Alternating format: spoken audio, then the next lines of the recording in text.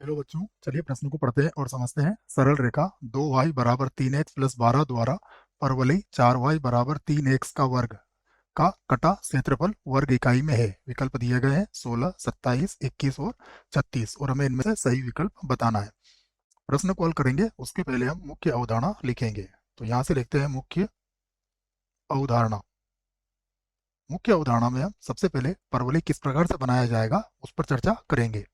देखिए, हम परवलय का यहाँ पर मानक रूप की बात करेंगे कि अगर हमें परवलय दिया जाता है x की घात 2 बराबर 4ay, इस प्रकार का जो परवलय होता है ये मानक रूप का परवलय है।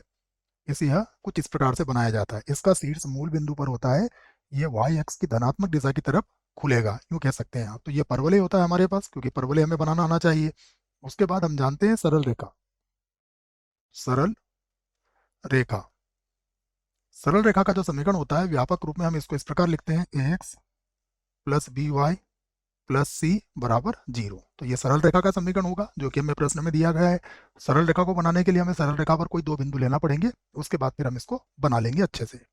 तो ये कुछ मुख्य अवधारणा होगी, इसके आधार पर इस प्रश्न को हल किया जाएगा। अब हम जो दिया गया है उसे लिख लेते हैं। तो यहाँ से हम लिखते हैं दिया है।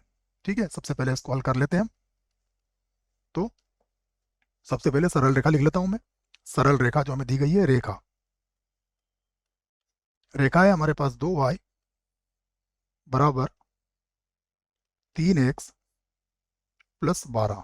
चाहे तो इसे समीकरण एक बना सकते हैं। सबसे पहले हम इस पर बिंदु लेंगे। सरल रेखा पर कम से कम हमें दो बिंदु लेना पड़ेंगे, उसी की सहायता से फिर हम इसे बना सकेंगे। तो मैं इस सरल रेखा पर दो बिंदु ले लेता हूँ। यहाँ x लिख लेता हूँ, यहाँ पर y। देखिए, यदि मैंने x का मान 0 रखा तो y का मान आ जाएगा 6। और यदि y का मान 0 रखा, देखिए अगर y का मान 0 रखा तो 12 को उधर ले जाएंगे तो ये माइनस का 4 आ जाएगा। तो ये हमने रेखा पर बिंदु ले लिए। ठीक है, तो रेखा पर दो बिंदु हमने यहाँ पर प्राप्त कर लिए हैं, जिससे कि हम इस रेखा को बना सके। उसके बाद परवलय लिख लेते हैं। परवलय, देखिए परवलय हमारे पास क्या है। परवलय कुछ इस प्रकार से है, 3x का वर्ग बराबर कितना है 4y। इसे हम बना देंगे समीकरण 2। 3x का वर्ग बराबर 4y। अब इन दोनों से संबंधित हम यहाँ पर एक आलेख बना सकते हैं, उसके बाद ही हम क्षेत्रफल ज्ञात कर सकेंगे। तो यहाँ पर हम बना लेते हैं इससे संबंधित इसका चित्र। देखिए, परवलय में अगर ध्यान दें तो परवलय कैसा है हमारे पास, 4y धनात्मक है, अर्थात ये y के धनात्मक अक्ष की तरफ खुलेगा। इस प्रकार से ये परवलय बनेगा। ये बना सकते हैं आप। ये परवलय का कच्चा चित्र मैंने बना दिया है।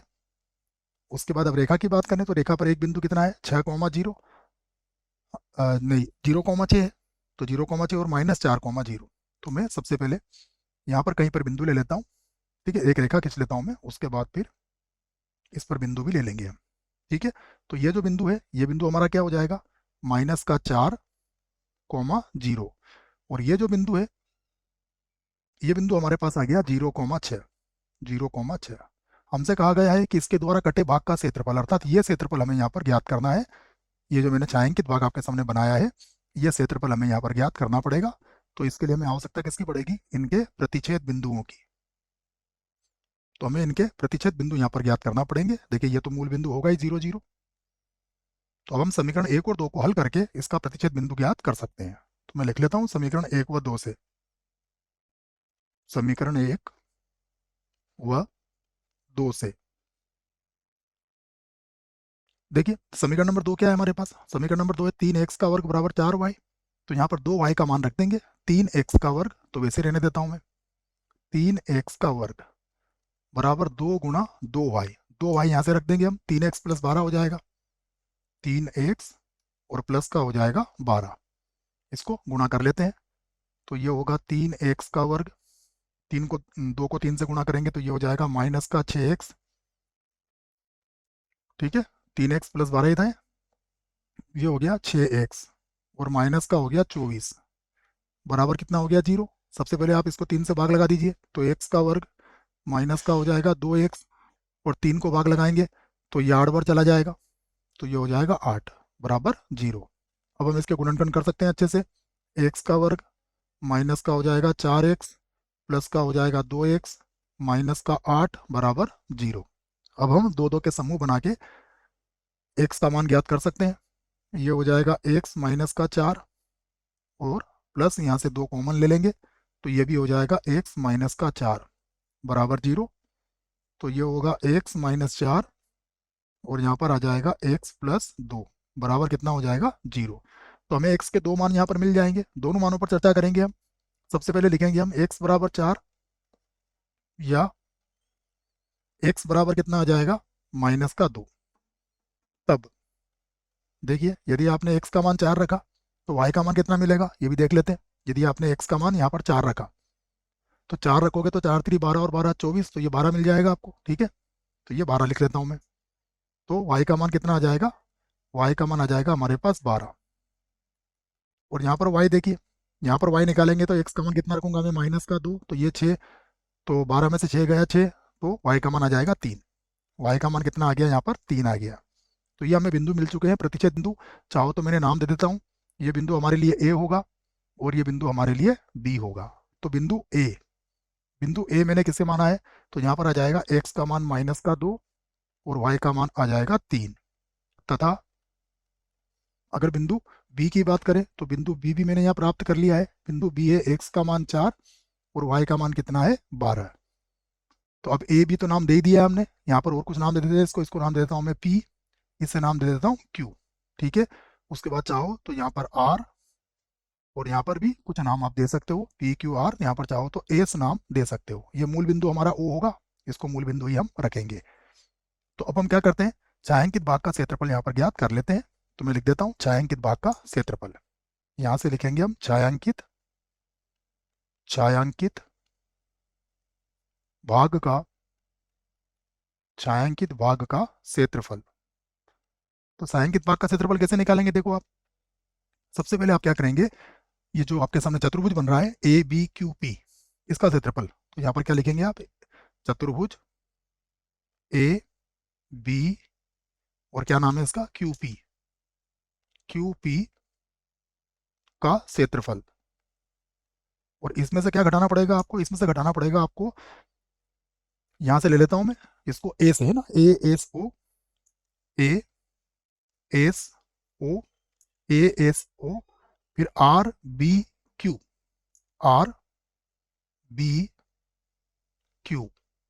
और उसके बाद फिर से क्या आ जाएंगे हम ए पर। उसके बाद सीधे कहाँ आ जाएंगे हम, क्यू से नहीं, क्यू से पी तक आना है अपने को। क्यू से कहाँ तक आना है, पी तक, ठीक है। तो क्यू से ए को हटा देते हैं और यहाँ पर लिख देते हैं हम पी। यहाँ से लिखेंगे पी और पी के बाद कहाँ आएंगे हम, ए का क्षेत्रफल देखिए बराबर। जब हम क्षेत्रफल निकालेंगे तो सीमा क्या होगी हमारी, सीमा देख सकते हैं हम। ये जो बिंदु ए हमारे पास आया है ये -2,3 है, अर्थात ये बिंदु जो होगा ये -2,0 होगा। और बिंदु क्यू जो होगा ये हमारे पास हो जाएगा 4,0। तो हमारी सीमा क्या चलेगी, -2 से 4 तक। तो यहाँ पर समाकलन की जो सीमा होगी वो होगी -2 से 4। और यहाँ पर लिखेंगे हम y dx। यहाँ पर y कहाँ से लिखेंगे हम, रेखा से। y का मान आएगा रेखा से और उसमें से फिर से सीमा चलेगी -2 से 4 तक। यहाँ पर लिखेंगे y और समझिएगा अब परवलय और x अक्ष के बीच का भाग जो है उसे हम घटा देंगे। तो यहाँ आ जाएगा y dx और ये y का मान कहाँ से होगा, परवलय से आप इसे लिख सकते हैं। अब हम इससे संबंधित मान को यहाँ पर रख लेते हैं। सबसे पहले सीमा वही चलेगी -2 से 4 तक। रेखा से y का मान क्या निकलेगा, देखिए रेखा से y का मान देख लेते हैं पहले। रेखा से y का मान निकलेगा हमारा 3x + 12 बटा 2। 3x + 12 बटा 2, 3x प्लस का 12 और बटे में कितना आ जाएगा 2 और यहाँ पर हो जाएगा dx। फिर माइनस ये होगा -2 से 4। परवलय से भी y का मान निकाल लेते हैं। देखो परवलय से यदि y का मान ज्ञात करें तो परवलय से y का मान आ जाएगा 3x का वर्ग बटा 4। कितना आ जाएगा, 3x का वर्ग बटा 4, 3x का वर्ग और बटे में कितना आ जाएगा 4। इसे भी लिख दूंगा मैं dx। अब यहाँ से 1/2 को तो हम अलग कर लेते हैं और इसका समाकलन कर देते हैं। इसका समाकलन होगा 3x का वर्ग बटा 2 प्लस का हो जाएगा 12x, ठीक है। और सीमा होगी इसकी -2 से 4 तक। इसका भी इसी प्रकार 3/4 तो हमारे पास बाहर आ जाएगा। इसका समाकलन करेंगे तो ये होगा x की घात 3 और बटे में भी कितना आ जाएगा 3। और सीमा की बात करें तो इसकी सीमा भी क्या होगी -2 से 4। अब हम यहाँ पर मान रख लेते हैं, देखो यहाँ से मान रखना पड़ेगा हमें 1/2। सबसे पहले 4 रखेंगे तो 4 का वर्ग कितना हो जाएगा 16। 16 का बड़ा 3 बार बोलेंगे तो कितना हो जाएगा ये 48 बटे में आ जाएगा 2 प्लस ये भी हो जाएगा 48। ठीक है, उसके बाद माइनस, अब यहाँ पर माइनस का 2 रखेंगे तो -2 का वर्ग कितना होता है 4, 4 3 12 हो जाएगा तो ये होगा 12/2। यहाँ पर -2 रखेंगे तो ये हो जाएगा -24। ठीक है, ये मान हमने रख लिया है। फिर 3/4 वैसे ही रहेगा, चाहो तो 3 से 3 काट सकते हो, 3/12 कर लो ऐसे। और यहाँ सबसे पहले 4 रखेंगे तो 4 का वर्ग 16, 16 का फिर 4 बार गुणा करेंगे तो 64, ये हो जाएगा 64। और -2 की घात 3 -8 होता है तो ये प्लस का 8 यहाँ पर हो जाएगा। तो अब हो जाएगा ये 1/2, ये तो वैसे रहने देते हैं हम। उसके बाद देखिए ये हो जाएगा 24 प्लस 48। ठीक है, 24 और 48 को हम जोड़ लेते हैं, 24 और यहाँ होगा 48, तो 8 और 4 12 के 2, ये हो जाएगा 72। ठीक है, तो यहाँ तो लिख दूंगा मैं 72, यहाँ पर लिख देता हूँ 72। और यहाँ पर देखिए ये हो जाएगा 6, तो ये हो जाएगा माइनस प्लस का 30, 12 से 2 कट जाएगा आपका 6 बार, 6 और 24 हो जाएगा नहीं बच्चों ये होगा माइनस, यहाँ पर होगा 24। देखो ये 24 आया है और ये 6 है तो 24 में से 6 घटाना पड़ेगा आपको। ठीक है, तो 18 बचेगा ये, तो माइनस माइनस हो जाएगा प्लस का 18।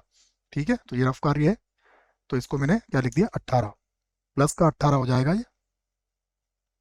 उसके बाद इधर देखते हैं क्या मिलेगा हमें, -1/4, -1/4 और गुणा में कितना आ जाएगा 72।